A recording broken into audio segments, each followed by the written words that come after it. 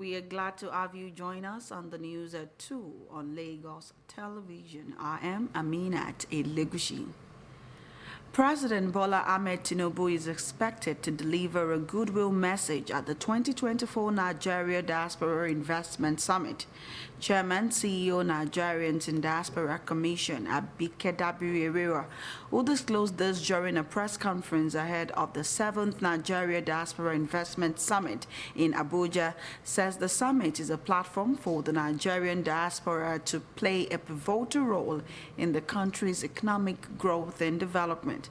The NIDCOM boss explained that since its launch in 2018, the initiative has provided the diaspora the empowerment to invest their resources, expertise, and networks into fostering economic growth and creating opportunities for Nigerians back home. Has not only infused much needed capital into the local economy, but has also brought in new skills, knowledge, and global best practices that have strengthened the capacity of local enterprises to compete on a larger scale. And I believe this is very, very significant. This has been a practical vehicle for connecting the Nigerian diaspora with local industries and fostering partnerships that, in their turn, have driven the Nigerian economic growth. The coordinator of the NDSI, Dr. Badewa Williams, stated that the summit is over time proven its potential and significance in garnering resources that drive economic growth in Nigeria. Adejuba Williams reiterated that the summit is not just a forum but a catalyst to unite all Nigerians in improving the country's economic status. The National Security Advisor, Malam Noor Ribadu, has condemned the security personnel who facilitate movement of weapons to terrorists, bandits, and other non-state actors, assuring that they will not go unpunished. Ribadu revealed this during the arms destruction exercise organized by the National Center for the Control of Small Arms and Light Weapons, Office of the National Security Advisor in Abuja. He explained that the weapons ended up in hands of non-state actors due to corrupt elements within the security agencies. We are demonstrating our commitment to a secure future for all Nigerians, all illicit arms, not only as serviceable, all illicit. Any weapon that is taken is out there that is through illegal process. We have laws that govern ownership of arms. If you do not follow it, it's an illegal arm and it's supposed to be destroyed completely. I can see that the recent assent to the bill establishing the National Center has reinvigorated its mission, empowering it with renewed zeal and strengthening its mandate to enable a more coordinated approach to combating illicit arms proliferation.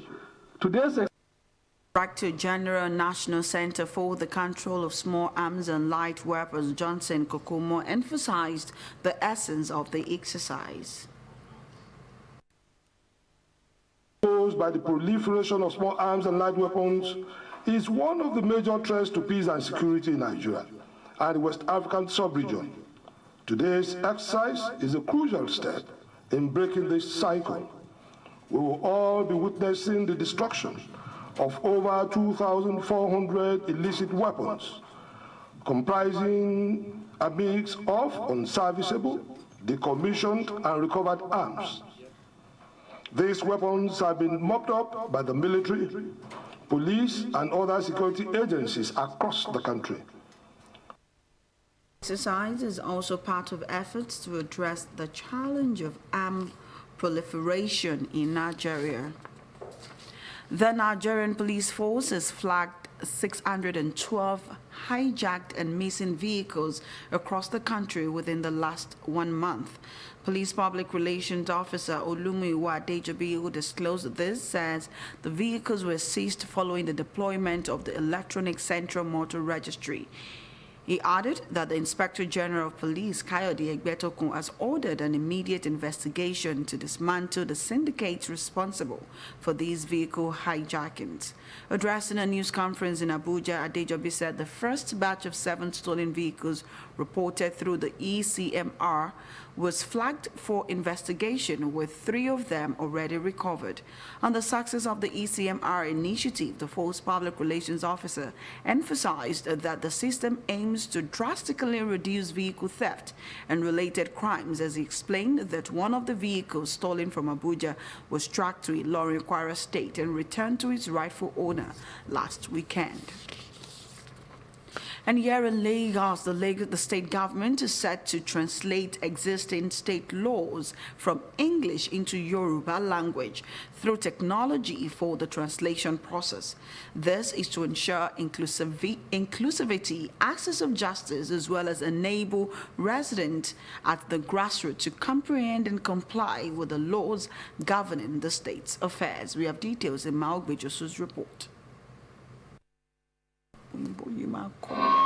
Policies, business and economic environment, and the country as a whole, where courts are congested with various cases requiring prolonged period to determine such cases. To reduce the burden on judges, legal luminaries gathered to reflect and engage in strategic conversations on how alternative dispute resolution can transform conflict resolution in Nigeria and beyond. Traditional court proceedings, though vital for the administration of justice, often face the challenge of backlogs, prolonged timelines, and high costs. This is particularly detrimental to commercial entities, where protracted legal battles can stifle business operations and erode the confidence of investors. I'm not oblivious of the challenges associated with operationalization of ADR dispute, despite the benefits arising therefrom. The challenges stem from the reluctance of parties and legal practitioners alike to embrace ADR as a viable alternative to litigation, as well as concerns over enforceability of settlement agreements arising from ADR proceedings which will still end up in court. Speaking on the theme, ADR as a panacea for speedy resolution of commercial disputes and enhanced access to justice, Governor Babajide Sanwo-Olu, represented by Secretary to the State Government, Abimbola Salu Hundeyin, emphasized the importance of ADR to commercial transactions and socio-economic activities for sustainable development of the state. Effective dispute resolution is not just a matter of justice. It is also a catalyst for economic growth. A strong and efficient dispute resolution framework builds confidence among local and foreign investors. It improves the ease of doing business and ultimately supports sustainable development. First, what ADR does is that it's cost effective. If you go through the court system, you have to pay court fees, you have to do this, you have to get a counsel, and it's not a win-win situation for you. But if you go through ADR, it's less expensive, it's not time-consuming.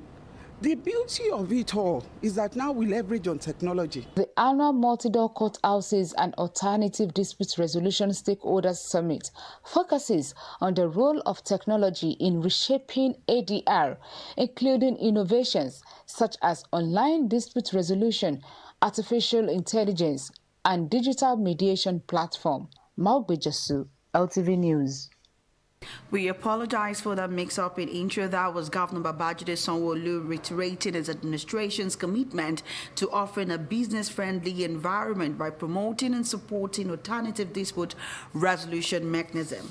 And now moving to sport, over 50 female karatekers from Nigeria and across Africa are expected to take part in this year's edition of Zainab Saleh International Female Karate Championship. The tournament will begin today with a seminar for officials to bring them update with the latest techniques of sport. We have details in this report.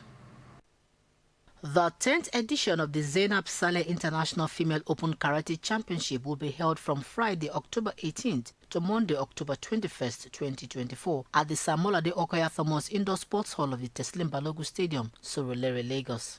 The competition, supported by the Karate Federation of Nigeria (KFN), encourages female karate participation in Nigeria and neighboring countries, aiming to develop the technical skills of female karatekas. Organizer of this championship, Zainab Saleh, said the championship is a KFN ranking event featuring individual and team competition in kumite and kata, following World Karate Federation (WKF) rules. We have the potential with our athletes. The exposure is fantastic for them with this championship. And I can assure you, if any of you have been with me from 2014 to date, you would have seen marked improvement in all our athletes.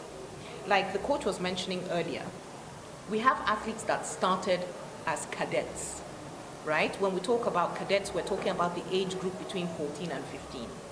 Then the next group is junior. The junior is between 16 and 17 years. So, you know, they go according to their categories. And then you now have the under 21 and seniors. So under 21 starts from 18. So if you're under 21, you can still go into the senior category. We have so many of them.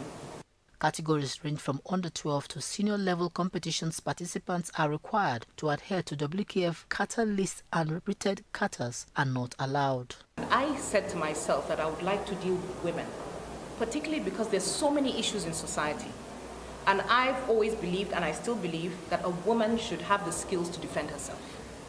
And because I'm a practitioner of karate, I believe that this is one of the best ways that a woman should be able to learn to defend herself. The two-day sporting event will feature teams from different parts of Africa, with Togo, Benin Republic, Edo State, Lagos State, and Delta State. Head coach, Lagos State Karate Association, Shola Shuye, expresses his passion for the championship, emphasizing its potential to empower young girls through sports. Salem Championship has made us to discover a lot of our female folks.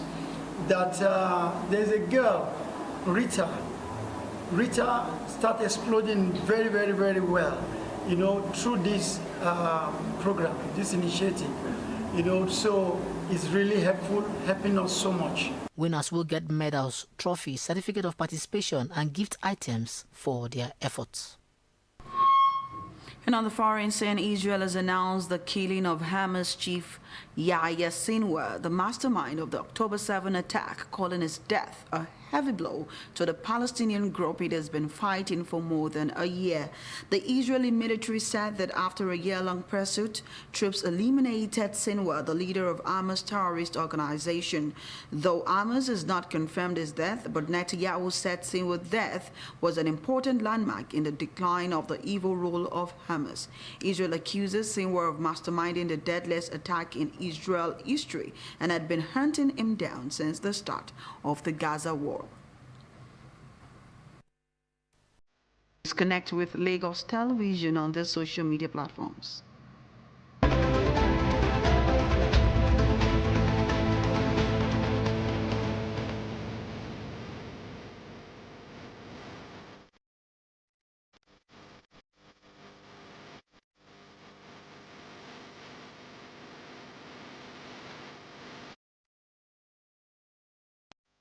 Please remember to call the Lagos State toll-free lines 767-0112 in case of emergencies. I am Aminat Elegushi. See you again at 4 p.m.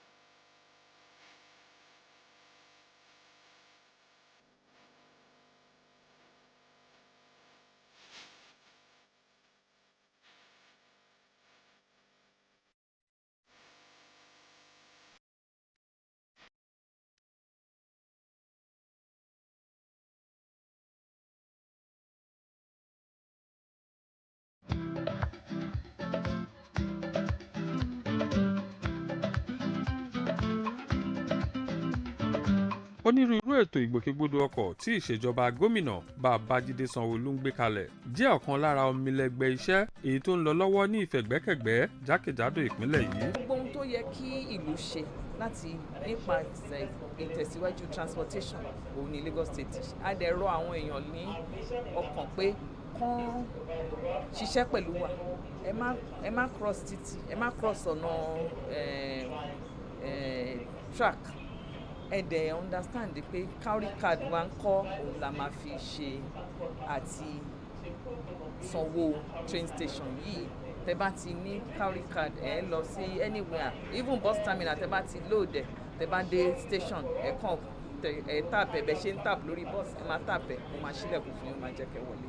Àwọn tó ń wá ń rajà ní Balógun, Martins ní Central Lagos inú wọn máa dùn nítorí wípé wọ́n lè wọ train kan wá sí Central Lagos kan kó nǹkan wọn kan bọ́ sínú train kan padà lọ sílé.